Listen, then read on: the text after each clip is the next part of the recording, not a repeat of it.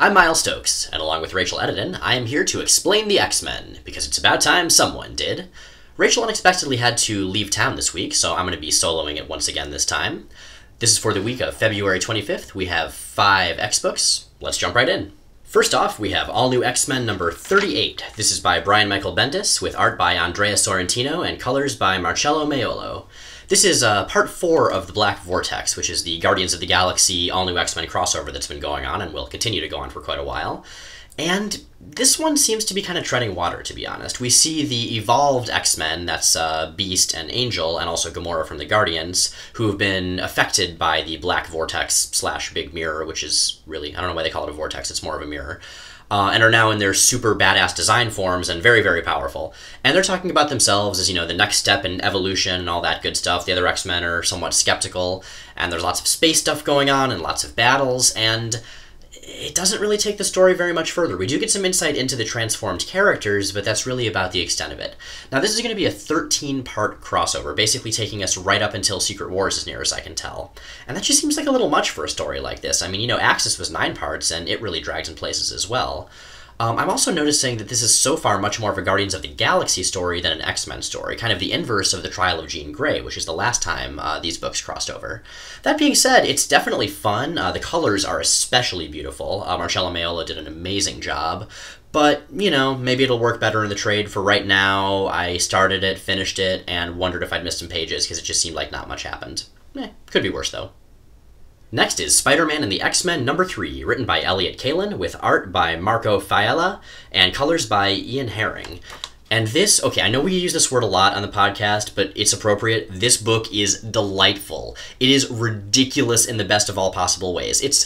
We've mentioned before that the first 2 issues were a little bit unlike the predecessor of the book, Wolverine and the X-Men, and that these appear to be pure comedy, whereas Wolverine and the X-Men was a little bit sort of dramedy-ish, action dramedy, an action dramedary. I want to read that book. Anyway, yeah, it's fun. It's basically a done-in-one issue. The characters find themselves in Mojo World without any initial recollection of how they got there, and Mojo's being ridiculous and megalomaniacal and scary, but also silly, and the X-Babies show up, which always makes me really happy. And there's a lot of wisecracking and over-the-top action and silliness, and it's somewhat inconsequential, and I just had a smile on my face the whole time I was reading it. You know, this isn't changing the status quo of anything. I doubt any of this will even be referenced in other books, but seeing these students, these very dysfunctional members of the Xavier School, with Spider-Man, who really has no business being a teacher of any sort, is pretty great. So, you know, is this going to be the next Dark Phoenix saga? No, but I think it's something pretty much anybody would enjoy if they read it, so definite recommendation. Third on the list, we have Amazing X-Men number 17, written by Christopher Yost, with art by Jorge Fornes and colors by Rochelle Rosenberg. So this is part 3 of the Once and Future Juggernaut, which it looks like is going to be the final Amazing X-Men story, at least of this run, before Secret Wars restarts all the books at number 1 or whatever it ends up doing. And like a lot of part 3 in 4-part stories, this is basically a fight scene. Or rather a series of fight scenes scattered all around this temple of Cyttorak.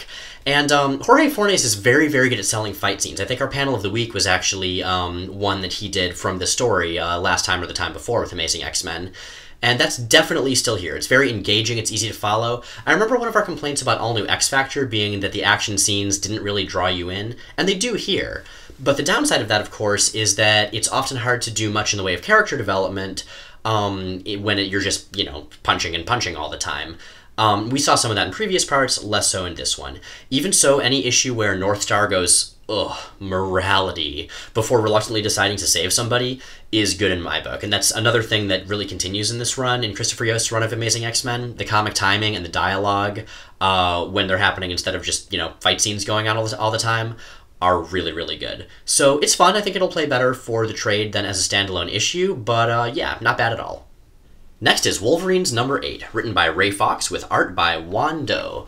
So this is our weekly book, and something that's become very clear is that it basically just does whatever the hell it wants at this point.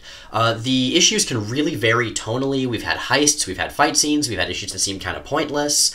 And the overarching plot, such as it is, I mean, I guess the Weapon X SKPs from Paradise are still trying to use the healing factors of all the, you know, claw, bitey, stabby people to save themselves, but really they're just sort of wandering around and having crazy stuff happen. This time we see a character we haven't seen in a very long time, and that is Fang. Now, you may remember Fang as one of the members of the Shi'ar Imperial Guard who first appeared in the Dark Phoenix saga. And was later seen after, in the Dark Phoenix saga, Wolverine beat him up and stole his clothes. He was later seen being impregnated with a brood embryo by the Brood and getting turned into one of them. So, dude cannot catch a break. Also, we hadn't really seen him with much of a personality in either of those areas, because all he did was, have horrible things happen to him. Now, he shows up again, and we see him as this sort of, almost, this kind of excited bravo of a character, almost like the Tick, very enthusiastic about all he does and wanting to get in fights because it's awesome. And it's ridiculous. He's basically like a giant murder puppy, and so all of the characters, they're fighting him, and he's just laughing it all off. Does it take the story of Wolverines anywhere, such as it is? No. I mean, except in as much as he vanishes with one of the characters at the end of the issue. But is it the same kind of ridiculousness we've come to see over the last number of issues? That much it is. So if you've been enjoying that, if you've been enjoying this book just going off in whatever directions it wants to at any given time, this is more of the same, and I think you'll like this too. And finally, we have Uncanny Avengers number 2, written by Rick Remender, with art by Daniel Acuna. So, you know how, like, last issue, we really, really liked the direction it was going. It was interesting, it was engaging, there were cool characters, and good writing that really was intriguing. This issue is not so much that. The problem I think that I'm seeing with this book, and obviously it's a very new book, so it's too early to tell, but the problem that I'm seeing is that it basically feels like Uncanny X-Force. And for Uncanny X-Force, that's fine. Remender's run on that book was incredibly good.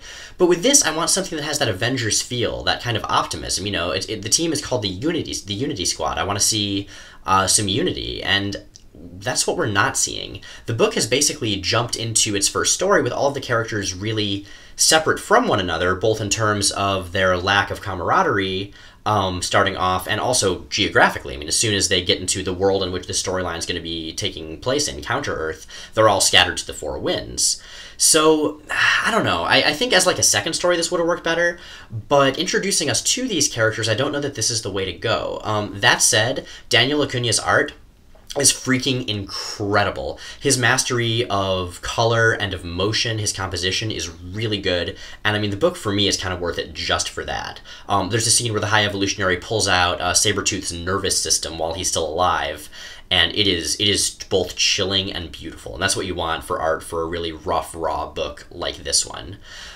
Speaking of the High Evolutionary, that I think was a high point of the issue. Remender does write a good villain, as the Evolutionary is telling all of his people, like, I know I did the best I could to make you these perfectly evolved creatures, but it wasn't good enough, so I'm sorry, you're all gonna have to die. It's for the greater good, I'll make some better people, don't worry.